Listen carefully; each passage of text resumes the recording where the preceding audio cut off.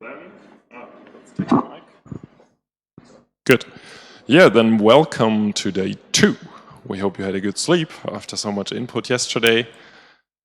I wrote wrap on because it's just a good morning and not a wrap up. This was the agenda from yesterday. I will not reread it. I just wanted to show it to you again. So we did lots of stuff yesterday and had tasty food yesterday. I was at least totally filled up afterwards. Then we had the city tour, the first city tour. So today we'll see a little different part of the city. And here's a picture from yesterday. So yeah, it was very nice. Apropos pictures, so if you still have pictures from yesterday, yes, please.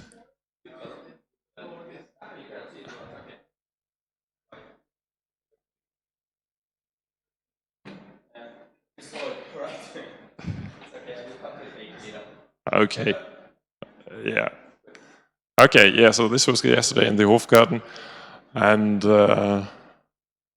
yeah, so if you still have pictures from yesterday that you want to upload to the share, so there are some people already uploaded very nice pictures. Until maybe in 20 minutes, it's still uploading to the folder from yesterday. So now is the chance to still upload stuff for yesterday, and then I will change it to today's folder, and we can continue collecting this. Okay, and then I hand over to Fabian. Yeah, it's okay. Thank you. Yeah, I would first of all welcome today here at day number 2.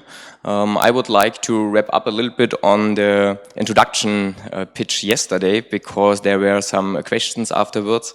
So it was not the idea that everybody has to pitch like a startup where you try to convince or to win the investors. So if you have some business impacts, of course you can mention it during your pitch.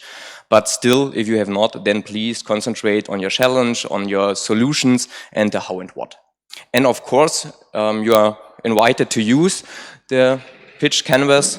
And you can also use it, for example, later in your PhD thesis or in your defense then, if you would like to have some guidance, how you can maybe put a red line in your presentation. So that's all to the introduction from yesterday. Or to the pitch introduction from yesterday. And so the setting is clear for everybody, yeah? So on Thursday we'll have the presentations here, so we'll sit the jury somewhere here, and then you will be standing here and you have the 10 minutes for the presentation as team as a whole. And as Bettina said yesterday, it makes sense to also switch between speakers, and then you present what you did. And this is a template that we recommend that you use for it. And you will also get this template, and so this is what will happen. Yes? Yeah. Yes, so the question was if each challenge is a team, and each challenge is a team, yes. How do we do it with the sub-teams? They're inside, they have to talk about... Okay, so each team will give one presentation. Each challenge. Will give one. Yeah, each challenge will give one presentation. Okay, so each challenge will give one presentation, and then we'll have a winning challenge team at the end. Yes. Okay. Okay, but we can discuss it later more in detail. Okay, good. Then let's come to the agenda for today. We will start in a few seconds with some challenge around industrial AI given by Denis Krompass. Afterwards, we will have our first hands-on session.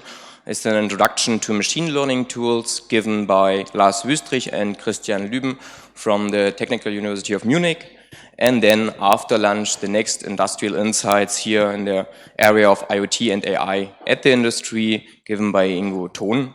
And then last but not least, we will have a next hands-on session or second hands-on session given by Harald Funk, and this is an introduction to the Siemens NPU, the Neural Processing Unit. The idea here is to learn a little bit about it because you will use it later in some challenge in the afternoon on the working time. Good.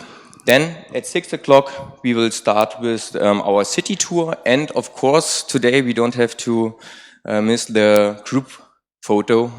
I think we will meet downstairs after lunch. So let's say 5.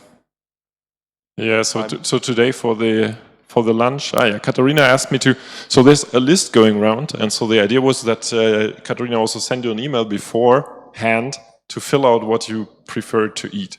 And so the list that is going around, that is currently stuck there, yeah, or is getting filled out, it's not stuck, please fill it out, and then we can coordinate better where to go. Because today we will split, we'll not go all together, and so you can select which is your preference, and then you will be assigned to the group that will go to the certain place. And yeah, so the idea, I think what would be realistic if we stay in time would be that we meet 1:45, so 12:45. It's too early? No, that's okay. Let's see. Or it's too late, but I think we cannot eat faster than 45 minutes, so therefore... It's okay. So to meet 12:45 downstairs at the back where the cafe exit is, where we exited yesterday, and then the idea is that we walk over to this construction site and make a photo there, and maybe with a big wheel or in front of the wagon, so we'll see that. So 12:45 downstairs, I will announce it again. Okay. Good, perfect. Then let's come to our first talk. It's a pleasure for me to introduce Denis Krompass. Denis is a senior key expert for deep learning at the Siemens Corporate Technology, and he's a former PhD at Siemens together with the LMU. His supervisor is Volker Tresp, or was Volker Tresp, maybe you know him. He's well known in the community, and we met there for the first time during our PhD time. So, always glad to see you. And last but not least, in the Siemens AI lab, he is currently ramping up the Siemens AI Residency, and he will come to it later in his presentation. So now I would like to hand over to you. Ich habe diese Software jetzt installiert. Ja. Was jetzt? Genau, kannst mal hier einfach das aus meiner Hand nehmen. Ich will diese kurz das hier ins Büro. Genau, du kannst einfach den Empfänger da reinstopfen. Und dann ist es dann schon wieder. Oder kannst du auch hier reinkommen.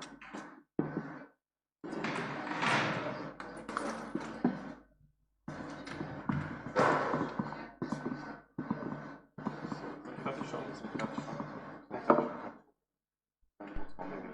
Achso, das ist ja, stark eine Präsentation. Stefan, kannst du hier kurz auf S-Video und HDMI wieder umschalten im Beamer?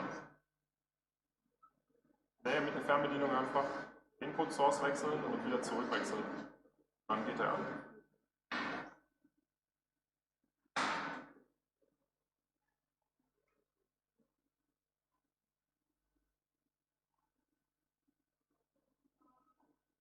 Okay, also da siehst du das jetzt schon?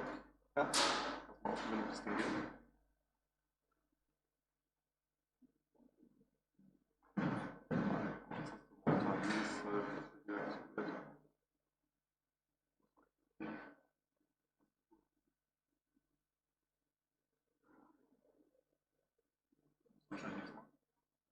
Weißt du, wo das tun ist? Fein, weil ansonsten hast du dieses Teil. Ja, aber ich brauche eigentlich den Content. Aber vorwärts wird es geht. Ja, gut.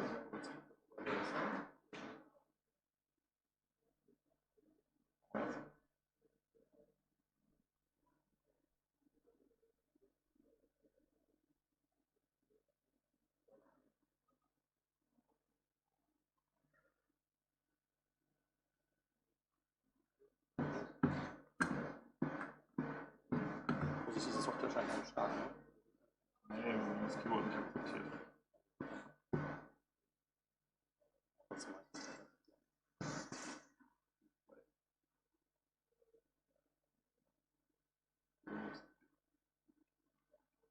Ja, Lass mal sagen, oder?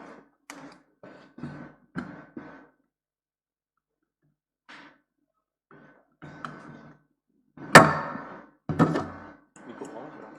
Ja.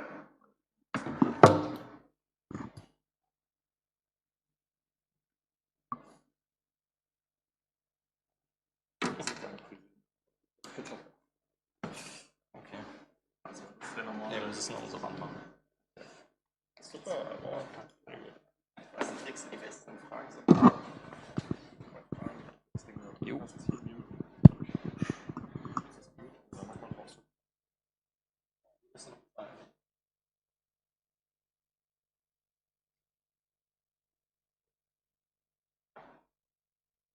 we go. Okay, awesome. Welcome and thanks for coming. So it's a pleasure for me to talk a little bit about challenges we face in industrial AI. As Fabian already said, I've been working at Siemens for quite some time now and have worked on different kinds of problems that range different application areas from power generation, healthcare, manufacturing. But before I come to challenges of industrial AI, I want to really give you a quick summary where we are with AI today. So what AI became famous for, and not only because it's catchy, because it's images, is object recognition on images. So as you can see here in this image, so we have now systems that can quite reliably detect objects and segment images to identify these objects. And this is, of course, a really important task when you come to automated perception of, for example, cars, robots, and the force. But it's not just images. So also a great deal of breakthrough was done in translation, so text translation to be particular. So Google, for example, has released 2 years ago like a massive system where they trained an AI with 1 billion of sentences pairs to translate from one language into another. So from Spanish to German, from Spanish to Chinese, from English to, I don't know, whatever language. And this works actually also quite well. So you know from Google Translate that the translation is really improved in the last couple of years. So, but these are the kinds of well-known examples. So translation and object recognition in images or videos. But there's also been a new branch that emerged a couple of years ago, the branch of generative models. So generative models, what they do is they generate content, basically. So in this case, it generates images that are mixed with, for example, in this case, styles. So here are famous paintings. So you can, so this app is quite outdated now, but back then it was kind of a hype app. So you can basically take an image of yourself and then you can select some painting and then you can mix up the painting and your image, and the image that you will get is an image of yourself in that style of the painting. You can still download it, so you can give it a shot. It's really fun to use, and they can do it with videos too these days. Another really cool thing is, and this is a publication from NVIDIA, is that they were able, the first, to generate HD images of people. None of these people are real. They're all generated. None of them exist. And this was kind of the first work for doing this with HD images. So it's quite improved now. So it's really hard now to distinguish images from real people and fake people. Basically, you can already imagine that this kind of generative power has some great applications when it comes to games, so text, so rendering textures and other kinds of applications. So, for example, Photoshop, the thing I showed before, this style transfer, or there are also a realm of pixel-to-pixel models, has been widely adopted by Photoshop too. There's another one, that was fun. Yeah, so this is quite, it's 2016, it dates before AlphaGo and AlphaStar. So this was a challenge, a deathmatch challenge of AI. So different teams competed to learn an AI that plays a game of Doom, which a lot of people don't know. I still know it. So there, these teams let these AI systems compete against each other in that game. And of course, this also shows you how we can combine this technology with control. So we can control things to perform actions and do something.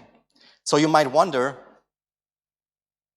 you know, combining these two, do we have already the ingredients to build a Terminator, for example, right? So no, we definitely do not, because the world is way more complicated than having simple gains and recognizing images. So there's no chance that we're going to see this in the next years. Okay, so let's demystify a little bit the technology that is behind this recent hype of AI. So when we look at it, what AI is, so artificial intelligence in this case, we can see that there are sub-branches. And you also see this timeline here that we have, like with the starting of artificial intelligence in the 1950s, the technology has evolved. So there was already like a hype a couple of decades ago and an AI winter, so what is called, but still the technology was still progressing in its own sense. And one really a particular field is machine learning. So teaching machines how to do things, basically. In the end, it's no mystic thing, it's just math, right? So it's not like that we build real brains on stuff like that. And responsible for the most recent hype and the things I showed you in the previous slides is a technology that's called deep learning. So what's deep learning? So if you compare these different technologies with each other, you will see that when we go from how much artificial intelligence we bring in, so how much less knowledge we bring into the system, so let the system figure out by itself how to solve a task. When we go there from left to right, we start with rule-based systems, which are just, you know, basically writing if-then-else things, like if that happens, do that. If that happens, do that, right? Right after that comes already classical machine learning, where we try to combine automated methods to learn essentially input-output functions, right? With domain knowledge we put, for example, in data preprocessing. So for example, when we have images, to extract certain features we know that describe what is seen on the image quite well, right? The next logical step is representation learning, where we actually have a system that learns these features by its own. So you can see it like this: if you have object in a world, you have features to describe them. So for example, it has a color, or it has a shape, or it has a height or weight, right? But instead of taking these interpretable features, the system will learn features that are not interpretable, but they are somehow beneficial for the task to solve. And then they are directly in the realm of representation learning. And deep learning is basically the continuation of that, where we have hierarchical latent features, that's what we call them, though they're not interpretable features. So we have a chain of dependencies between these representations that form hierarchies. And so basically deep learning is neural networks, right? So this might be surprising because neural networks are there for decades, right? So it's that all, we just redo what we do, the same thing we have done 30, 20 years ago? Of course not. And this is a really interesting slide I found on my laptop. So I did the slides in 2016, and it basically shows you all the stuff that is new here. So there's quite some stuff, and it's not exhaustive, but what I figured out is that already 3 years later, all of this is outdated, which gives you kind of the impression how fast this field is evolving. So for example, Theano is dead. So TensorFlow is used, Torch is not used so much anymore, PyTorch, there is a new technology. We have distributed optimization algorithms now, and different layers, different architectures that work best. So we have really like evolving this field at a really fast pace. So to me, deep learning is not just neural networks, it's essentially building end-to-end systems. So here's a publication from, I think it was 2014. It's from Andrew Karpathy. It basically shows you what you can do. So you can think about it of kind of a collection of building blocks you can compose to integrate all kinds of information together, build modules, and learn everything end to end. So this is not just a support vector machine or any other classical machine learning algorithm where you have a fixed singleton input. Here you can combine different things to produce even different things. So you get this great deal of flexibility to model systems. And that is one of the big advantages of this technology and why it's also adopted so much. So, but this system works, of course, not by its own. It needs some fuel, and the fuel is data. And not just data, we need labeled data. So, what is labeled data? So, if, just a moment. Sorry.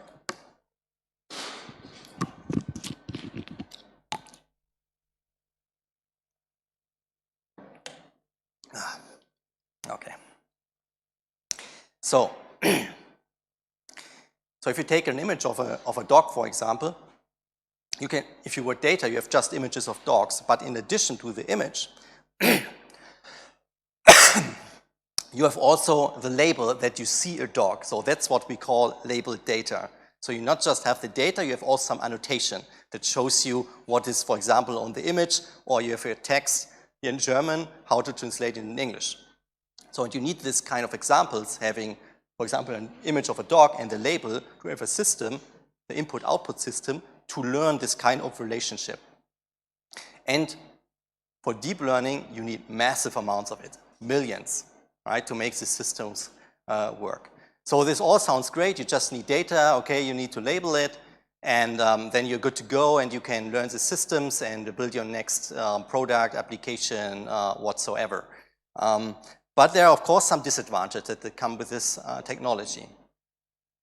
So if you look at this graph, so we have on the y-axis we have interpretability, and on the x-axis we have the accuracy. Of course, you get higher accuracy with deep learning, and you give it more freedom to decide by its own to learn this, basically this task you wanted to solve, for example, recognizing objects on an image, but on the same time, you don't know what the system is doing. And this might actually seem like an advantage, but in some applications, it's its biggest weakness. And there are a great deal of problems that emerge from this. So, for example, this one here. So you can, for example, take an image of a panda where the system is totally confident that it is a panda, and you disturb it with this, like random noise, basically. It turns out that the system combining these two things, the same system was confident predicting a panda is on the image, it changes decision and says with 99.3% confidence that you have a gibbon on that image. So you can fool the systems really easily. Another thing is that these systems are really overconfident. So so people used to say what drops out of these systems is some kind of probability. That you say, okay, I have, for example, I have 10 different objects which I want to recognize, and at the end, the model predicts me a probability distribution over these different objects, telling me, okay, how probable is it that there's this object in the image. But it's no probabilities, and they're badly calibrated too. So if your model says its confidence was 99.9% that there's a certain object in the image, you cannot trust this value, right? So there's been some work to address this issue. So the next thing is, this is a really cool one, you can produce a sticker. And you can put it on any kind of image, and the model will always say it's a toaster. So just imagine the possibilities. You have a stop sign of a car, and somebody produces just a sticker, puts it on, says, okay, it's 100. You can go 100 here, right?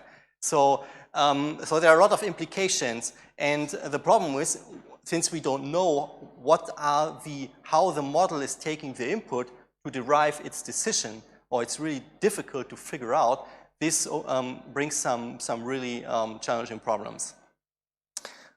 This is also really cool. So let's say you have a task. You want just to count these little boxes here in this little thing.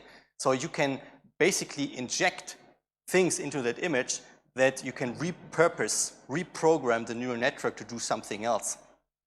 Right? It's also possible. It's also part of this fooling the application, so the fooling the network or the AI you have built. The last but not least, and always to keep in mind, garbage in, garbage out. So you just have data and expect that the AI or the technology behind the AI is just figuring out whatever you desired for your application will just come by its own. It's not happening. So the model essentially is just reproducing what it has seen in the data. So here's an example with this Twitter chatbot from Microsoft, which you know, the Twitter users quickly figured out that they could basically you know, attack this bot by you know, twittering like racist stuff and you know, like inappropriate stuff, and the bot will just start replying, and you, at the end, after a couple of hours, you got an you know, racist chatbot that was posting really weird stuff. So it's affected just by the data you give it to it. So for example, if you have data of, you want to do an image classification task where you have, I don't know, want to recognize cars, and you know, there are no cars in the image, you won't recognize the cars, right? So this is just easy, you know, to remember. Okay, so let's go to industrial AI. So more my home turf. So some people that think about industrial AI, the first question that might arise, is it the left or is it the right? So do we basically, is our goal to get, you know, relieve the humans from doing like the work? So definitely not. So Siemens at least has more the goal that we increase efficiency and relieve the workforce, not by you know, putting them out of work, but by supporting it. So I would say the left is fiction and the right is more the truth that we want. So we want to have supportive tools that gives you, for example, overview over the different moving parts in your factory or the expensive machine that you build, that you know what actions to take when certain problems occur, or do preventive actions before some problems occur that would harm you know, your productivity and efficiency, essentially. Okay, so but as I said before, that one really important ingredient for AI is data, labeled data to be specific. So how is it about labeled data in the industrial domain? Okay, when we look about academia, for which we have the most data available, which you can download publicly, you can basically label this data by yourself. I mean, it's already labeled, but you can produce this kind of data by yourself. A 6-year-old can label images of cats and dogs to distinguish it's a cat or a dog, right? Industrial domain, unfortunately, it's not so easy. So here, only experts can label. So on the left, we have some part from a gas turbine. Don't ask me which part exactly. But it's inherently difficult to label this data. And you might guess, on the left, we have potentially 6 to 7 billion potential labeling personnel, where we have just a couple of thousands, so not many, and they are quite busy. So let's give you an example. So here we have an energy network that goes through so a power distribution network that goes through Germany. And on the right, we have some data recorded by a field device that Siemens is selling. And well, label that data. Actually, what happened? There was an outage in France somewhere. I don't know. The expert can see it, but I can't. And often the expert needs tools too to basically figure out what has gone on here. Oh, this one is easy, right? Here we have manufactured this workpiece here. So this is the data. So obviously here, this one thing seems to be somehow not right. So it's just an overlay of a couple of runs. So here there seems to be something different. Well, it's not.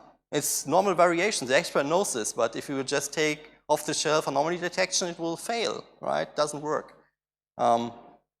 Here we have images, so not sensor data, much more interpretable. So find the error in these images. I mean, I can't. the expert can, who has looked at these images like thousands of times, he can do it. So hopefully I've convinced you that labeling data in the industrial domain is not so easy, right? And so we also face the problem that we don't have really best practices because this data is not widely available. We don't have thousands of people researching on this data and figuring out how to approach things to work on these problems. So there is no benchmarks and almost no visible research in industrial AI that comes from outside the big companies. Okay. But what we do instead is, as you know, people that work in that field, is that you have to work much closer with domain experts. So you get the impression that with the cool results you have seen in academia, like the example I showed at the beginning, that you can do everything by yourself. And that's true, you can do everything by yourself. But in industrial AI, you have to work much closer with your domain experts because they have great tools too. Right? This is, I don't know who knows Boston Dynamics. This is Atlas. 100% no AI. Right? And it works great. They have great tools to accomplish great deal of things. It's not everything, every great technology has to be necessarily AI. So there might be a great deal of potential to combining technologies. So if you see it like from a bigger picture point of view, I don't believe that we will see complex machine running solely by AI systems. So if you take a car, for example, you will have maybe a perception system that is based on AI technologies that recognizes objects, but it won't steer the car, for example, because there might be some limitations that you have to exactly understand what the actions are done in the car, right? So there is a bigger picture and there are different modules, and some of these modules might be filled with AI. At least I believe that this is the right approach. Okay, so let's now talk a little bit more. I want to talk a little bit more about my own research I'm doing within Siemens. So a typical scenario we have, and I call it the chicken and egg problem of industrial AI, is that in industry you have some kind of platform where you want to provide services to your customer, apps essentially that produce some value given some data. So for example, the customer has a machine, you record the data, it's uploaded into a platform, and then you have some apps that do some magic and produce some results. For example, hey, you should exchange this part, or you should, I don't know, you should you know, buy an additional tool that we offer right now, things like that. But the problem is, the customer, well, he's skeptical. And he doesn't give us the data if we don't produce the value. If we don't get the data, we cannot produce the value. So this is kind of the challenge. So the mean solution often is so that he gives a little bit of data and we have to somehow produce the value. So we inherently have to come up with smart solutions that work not with millions of examples, but with less examples. Also, I mean, in addition, since the data is difficult to label, we probably cannot expect to get millions or trillions to examples anyway. So we have to work on this naturally. So we are approaching the thing from a couple of perspectives, which some of them I want to talk about in a little bit more detail. So one is data enrichment. By that I mean that we basically take the data that comes in, that we use to do the predictions, but we don't take it in a raw format. We pre-process it in a way that it gets this feature representation for the features, the data in a form that the AI can better work with it. So there are some related works from the image domain, which I will show in a minute. Also simulation. So we have the domain expertise at Siemens. We have great engineers that have understood this big machine, and they have, in parts, they have simulation that they can build that do a quite great job. They just don't catch the reality, you know, accurately enough that it works for building applications on top in some cases. So here we're working on approaches using these generative models we have seen in the beginning that produces this fake, you know, celebrities to basically try to transform simulation data and real data. So you can transform day to night images, why not transform simulation to real data? And the other thing is, of course, fast adaption. So imagine you have a customer, you deploy your AI systems, you don't want to collect data for 6 months until the system works. It should work after, I don't know, a day or a couple of hours, right? So there must also be something that adapts much faster than training from scratch. And yeah, so we can also do something on the other side, but I won't cover this today on, you know, on the data streaming pipeline. So, okay, so here's one example. So when you have less data, you have to become more creative in how you approach things. So you cannot go off the shelf, you know, I don't know, hello world example from the internet and basically perform, you know, just to plug and play and get the application out of it. That's not gonna work. So here, for example, we only have a couple of hundred examples.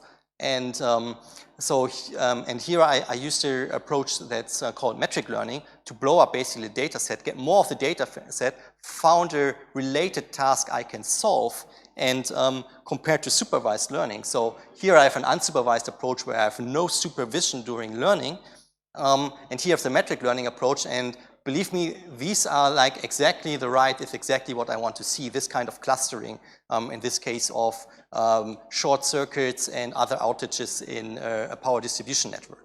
So, and it's deep learning. And initially I just had 100 examples, but you know, doing it in a smart way, you can get something out of these models.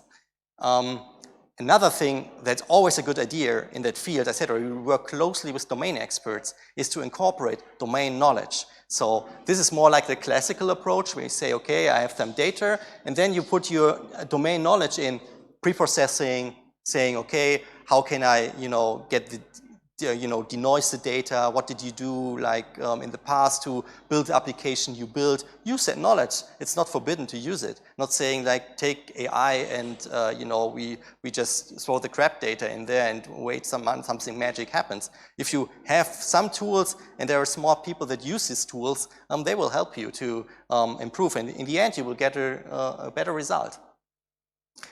The other realm is, and this is pre-trained models.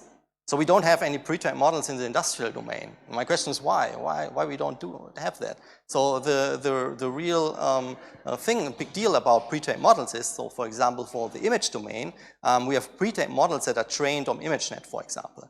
And then you can, you know, download this model and just train it on your applications with a couple of examples, so 100 or 500, and it already learns on your domain. So you don't have to learn from scratch, you would need millions. But having this pre-trained initialization, you just need a couple.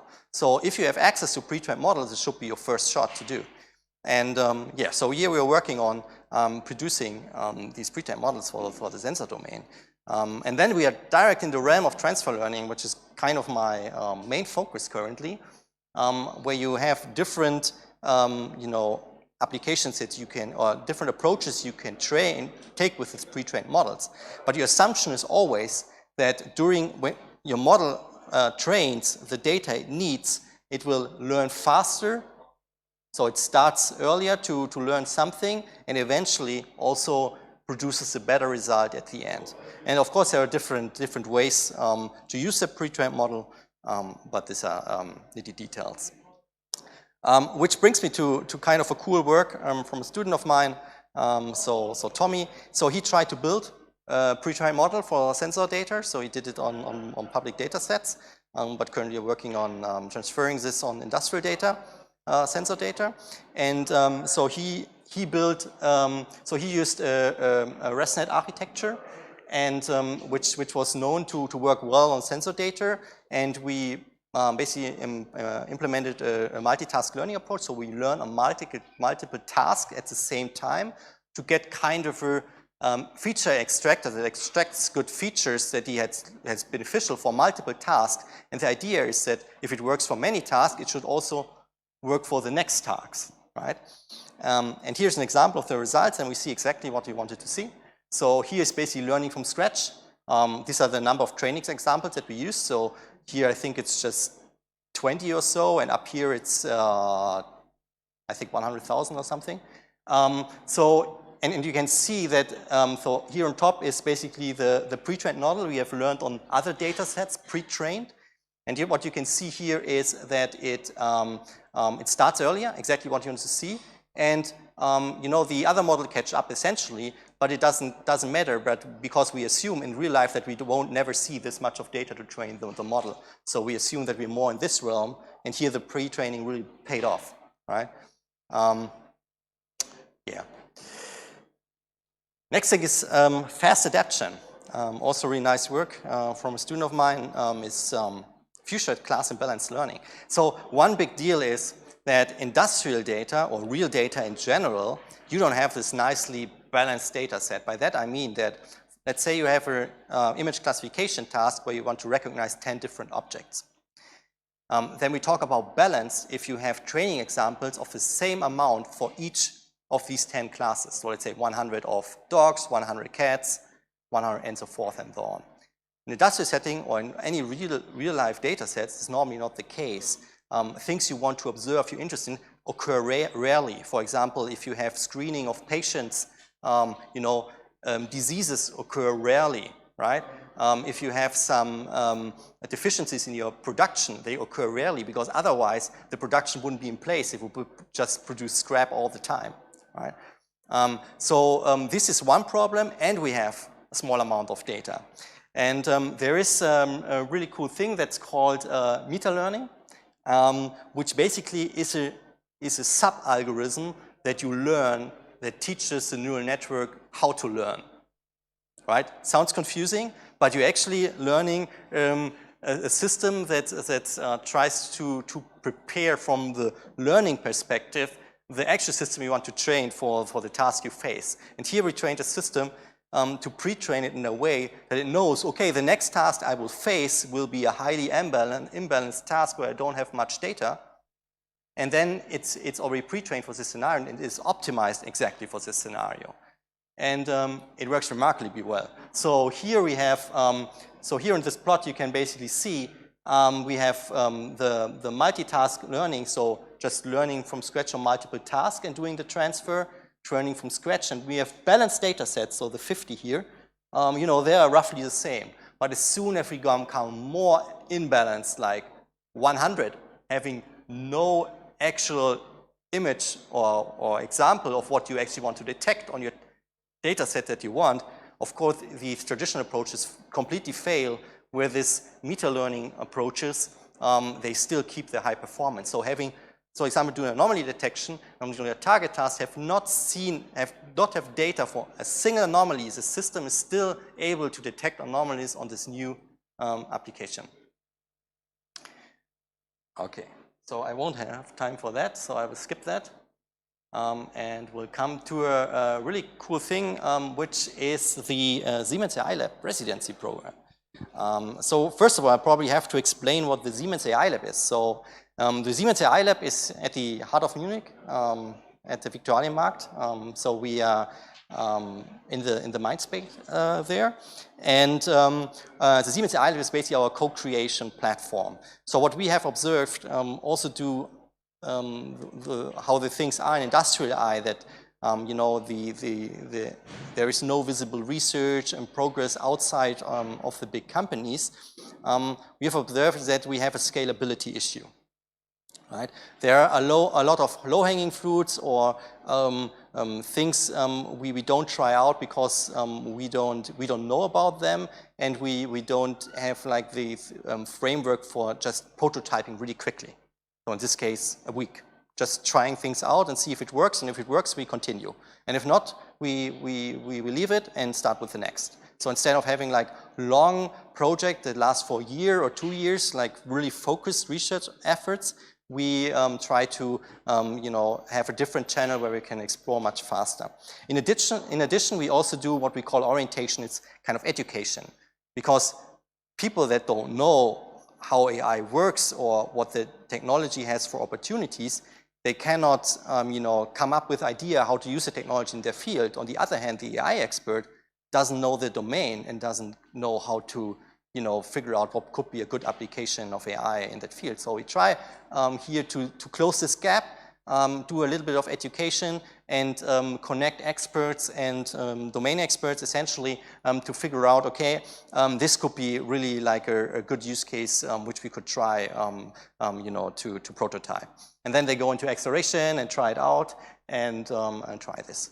And the new branch we have is the exploration branch, where the residency program is lying in. So essentially the residency program is kind of motivated, as I said, that AI as a technology is really evolving rapidly, right? But it's only evolving rapidly at challenges that are exposed to the world. So I said in the beginning that the industrial you know, kind of setup is difficult, and you know, we don't have much public research there, but we want to change that. We want to open up this gate and give external research the opportunity to work on this problem, also kind of find out if industrial AI is something that interests them, right? On the other hand, we also get in contact with new talents which you might acquire to work in the company, to work in these problems in more depth.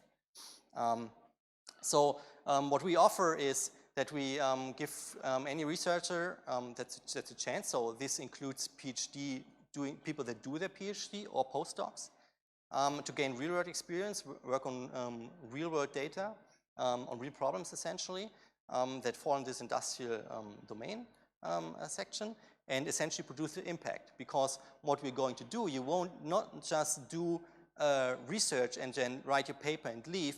You will have the chance to pitch your research at, you know, at business owners, show them the potential, and essentially also prototype it on a real case. And we will, you know, connect you to those people, and you can, you know, at least increase your network of people that you know and you want to network with. So generally, the program will last between 6 to 12 months. So the first 3 topics we will publish this month. We'll have duration of 9 months, so the sweet spot between 6 and 12. What you will get is there will of course be a topic, and you will get mentoring by topic, but we will also embed you in the iLab ecosystem. Since we're in the iLab, we're not just doing the research part, we're doing events, we're doing hackathons, and you know, we invite people. We always have more of this, you know, run through of people where you can exchange and you know, essentially level up. So what are the topics? The first topics we are looking at. So the first topic we will publish is trustworthy prediction, dynamic environment. So I said in the beginning that we have a problem that we cannot essentially interpret what the model is predicting. So if it says 99%, I'm 99% confident that a certain you know, object is in the image, how confident is it really? How much can we trust this prediction? And there are really nice work in the academia where there are some additional tools how you could measure that. And here you basically explore this on you know, data and things that come more from the industrial domain. Well, this one is really interesting. It falls more in the realm of zero engineering. So here the idea is to basically, instead of manually engineer the steps that have to perform for a robot to do, for example, a pick and place task, to learn basically the operations process with you know, machine learning methods. So for example, evolutionary methods or anything comparable, to learn what are the different operations that have to be performed to solve this task. And last but not least, kind of the exotic one is Neuromorphic I, so spiking neural networks. So they pop up every 10 years to you know, have, you know, that they, you know, there are new arguments to try them out again. So we will do that too in this, and give the chance for somebody to work on it. And yeah, we'll see where it will lead. So if you want to stay posted, please distribute this link. We will, as I said, this month there will be these positions will be online and published. And in addition to that, if anybody of you are looking for working student positions, I'm also hiring 2 working students. So thanks for your attention.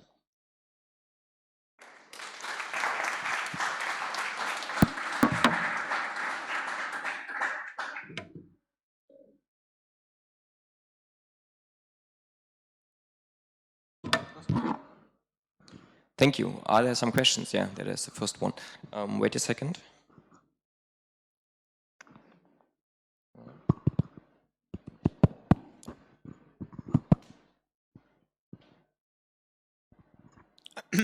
Hello. So I work mainly on clustering problems. Do you see? But the thing I always notice is that everybody just uses k-means in the end. So do you have any idea how to make more interesting algorithms? Yes, so in fact, we're working currently on it. Yeah. So I don't know if you've seen it. So 1.5 years, there was an approach from Facebook published, what's called Deep Cluster, which combines essentially k-means and representation learning, so a pre-trained ImageNet model. And we are currently looking and having students work on it that explore it for the industrial domain, basically. Okay. But we don't have published any work yet, so I don't want to say too much to it in detail. Yeah. Okay.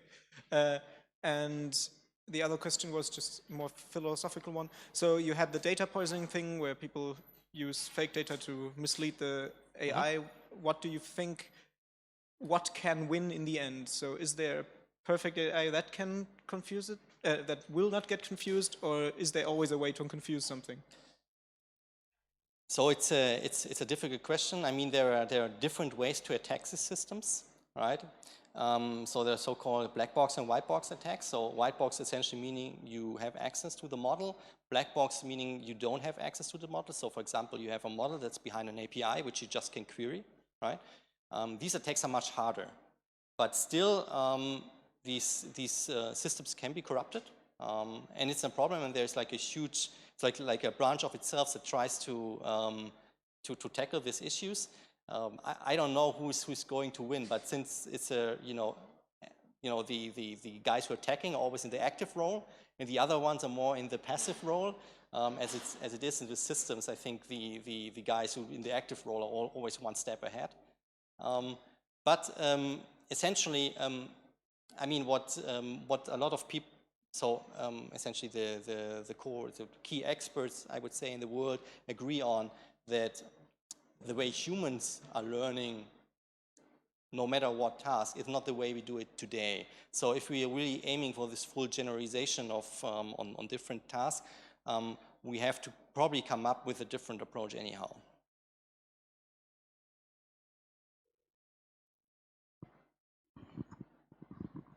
Thank you for the presentation. Can you give some more words about the meta-learning? I did not get how, for example, it can detect an anomaly, even if it got zero. Oh, oh yeah. Yeah. Oh, let's see.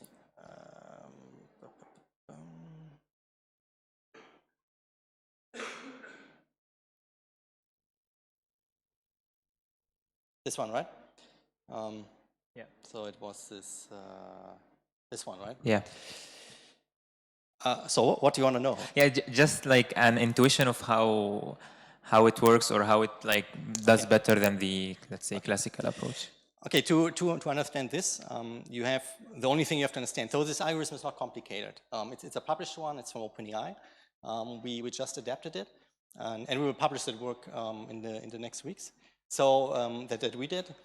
So here, what you have to understand is that first of all, you have a couple of tasks you learn at the same time. So, for example, you have anomaly detection on 3 different machines. For example, you learn this anomaly detection, but instead of learning directly on the optimization goal, so minimizing anomaly, you optimize on the accuracy that you get after you have done some update steps. You want to optimize on the accuracy itself? Yes, but you don't do it. So you say, okay, how to explain in either word. So so essentially what you want to find is a good initialization of the model, right? So that you're on the 4th task, so the task you haven't seen, you can throw some data in it, and it will adapt in a way that learns this task really quickly. And what you try to do during training is to reproduce this task in your training. So that you start from initialization, have some steps to adapt, and then you measure the performance.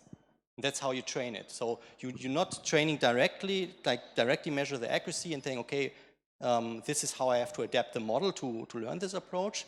You adapt the model and then you stop and then you do this, adaptation that you would also do on the new task and then measure what performance you would get after you have additionally updated the model. But isn't this like the batch normalization where you work No, on, that's it's nothing a to totally do. different story? Complete different. Okay, different so thing. maybe Yeah. take about Yeah. okay. So this MAML, so the paper is really, it's a good read. So probably they do a much better job than explain in more detail than I can do now in 1 minute. Yeah. Okay, thank you. Yeah. A short question on transfer learning. Yes. So I would like to know which transfer learning model are you using in industrial AI, and does it need to be really a deep layered model network, or like ResNet, VGG, with what depth? I mean, it depends on your task, right? So so here you're essentially also doing transfer learning because you're transferring knowledge from previous seen tasks to new tasks, so you need less data, right? So this is a complete different approach. You need this you can do with smaller networks, right? Where you go to this general feature extraction, where we say, okay, we learn some kind of model that learns good features which we can build on top on our applications. You will need a more deeper hierarchy. So in this case, it's not like a VGG 19. So this is a ResNet 12, which was shown from academic. We took it because in the academic research papers, it was shown that this works well on sensory data, right? So we didn't do much exploration how to improve the architecture itself because we had other things in mind. But it depends on what kind of transfer learning you want to apply. The more in the realm of pre-trained models, the model has to be bigger. If you do like learn it in a different kind of way, as with this meta learning, it can be smaller. Thank you.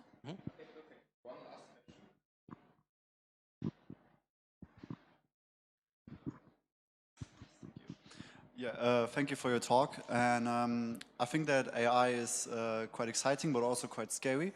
You mentioned the face generating thing from NVIDIA. And you can also alter faces. For example, you could also like political speeches from someone. Are there any measures we can take to protect ourselves against that in the future? I mean, it's not totally my home turf with this, like this video generating these videos that you basically do random speech with the face of somebody else, or there are other implications. I mean, so Uli Waltinger, who is the research group head I'm in, so he's like a really nice talk about responsible AI, where he covers exactly this topic. So how can AI be abused to do things like that? So there are also a great deal of effort to build systems that can distinguish fake from real news, right? But also the things that, like the faces I showed you, they're already quite convincing, but there are nothing. So when you know where to look, you can identify that they're fake. So for example, the ears are a problem. So this is what I essentially look at. So if I've exposed to fake image, I look at the ears because the ears seems to be really difficult to reproduce. But if you observe this, progress, you will see that they are become much better. It becomes much harder to distinguish, real from fake stuff. And if you imagine you don't know where to look, you might get easily like fooled by this kind of content. And I don't have an answer how to tackle this forever, right? So.